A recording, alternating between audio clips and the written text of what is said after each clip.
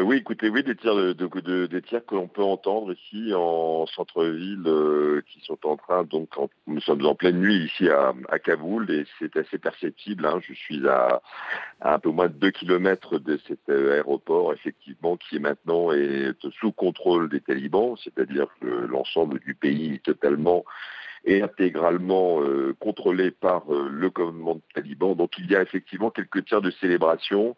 Tout cela va effectivement plus vite que prévu, puisque les Américains rendaient effectif ce retrait, quel que soit d'ailleurs le mot qu'il faille utiliser, débâcle, déroute, défaite, en tout cas rien de forcément positif. Puis on le voit très très bien dans la manière de s'exprimer, les déclarations qu'on a déjà de Zabiullah Moudjahid, le porte-parole des talibans, qui a été pendant 15 ans la voix de la guérilla clandestine et qui est arrivé il y a 12 jours maintenant en maître à Kaboul.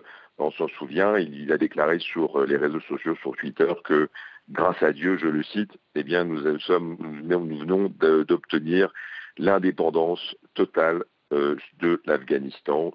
Ce sont évidemment les talibans. Donc c'est chose faite. Les Américains ont quitté l'Afghanistan en pleine nuit, c'est-à-dire plus tôt que prévu. Il faut croire que aux premières heures de la soirée, on en avait parlé à l'antenne, ces avions de rotation à très basse altitude qui ont fait beaucoup de bruit jusqu'à minuit. On les entendait minuit, c'est-à-dire que c'était il y a encore 3 heures.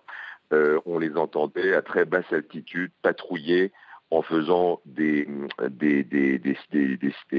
cycles autour de Kaboul, au-dessus de Kaboul. Ça, c'était le signe qu'on était effectivement dans les dernières étapes de cette évacuation, et que certainement la Delta Force, c'est-à-dire ces forces commandos, ces forces d'élite qui sont chargées de ce genre d'opération, eh bien, étaient déjà à l'œuvre pour évacuer les dernières personnes et surtout faire décoller le dernier avion. Je rappelle ironie de l'histoire, les Delta Force, ce sont les premiers commandos américains qui ont mis le pied en Afghanistan. C'était il y a 20 ans, un commando qui avait fait une reconnaissance pour laisser entrevoir ce qui est devenu une énorme opération qui a coûté des milliards de dollars, et ce qui s'est fini par une défaite. Donc ça fait 20 ans exactement qui se termine aujourd'hui. C'est cette même Delta Force, les hommes de la Delta Force, qui ont donc organisé ce dernier vol très compliqué, puisque évidemment il n'y a pas de contrôle aérien. C'est un vol qui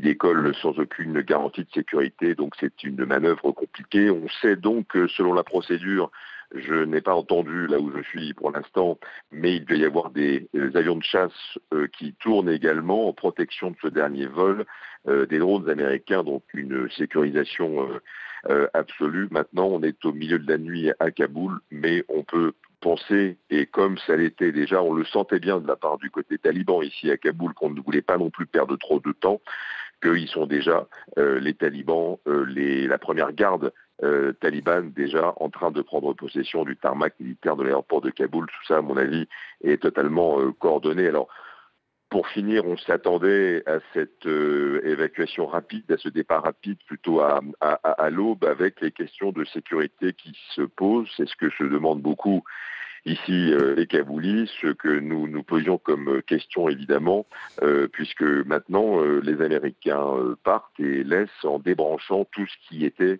les capacités de défense, les capacités antimissiles, qui ont d'ailleurs servi récemment, puisque une attaque kamikaze, la voiture à explosifs, on le sait, a été interceptée par un drone américain qui a frappé en plein cœur de Kaboul il y a 48 heures. Une attaque à la roquette qui a été également la cible d'un drone américain hier. C'était avec un système de missiles de défense anti-missile. Tout cela, évidemment, est débranché, n'existe plus. Ça veut dire que aussi maître facile de l'ensemble de l'Afghanistan et maintenant de l'aéroport, eh bien, les talibans, et puis donc la population afghane, est d'autant plus vulnérabilisée maintenant aux attaques du groupe État islamique au Khorasan, c'est-à-dire la franchise Asie centrale du groupe État islamique, le grand rival. On l'aura vu de manière tragique ces derniers jours pour la souveraineté de l'Afghanistan des talibans. Donc on s'enfonce un peu plus cette nuit dans l'incertitude, mais on peut s'attendre maintenant effectivement à dès les premières heures du jour, eh bien, à des célébrations du côté taliban. On prédit également, pour finir, que le mollah Akhundzada, qui est le grand chef spirituel des talibans, un homme dont on n'a pas de photo, qu'on n'a jamais vu, dont on sait qu'il est à Kandahar, dans sa retraite de Kandahar, c'était annoncé par le porte-parole des talibans il y a quelques jours, eh bien on peut s'attendre maintenant à ce qu'il vienne, évidemment comme un grand symbole de cette conquête vers la capitale afghane dans les prochaines heures ou les prochains jours. Merci.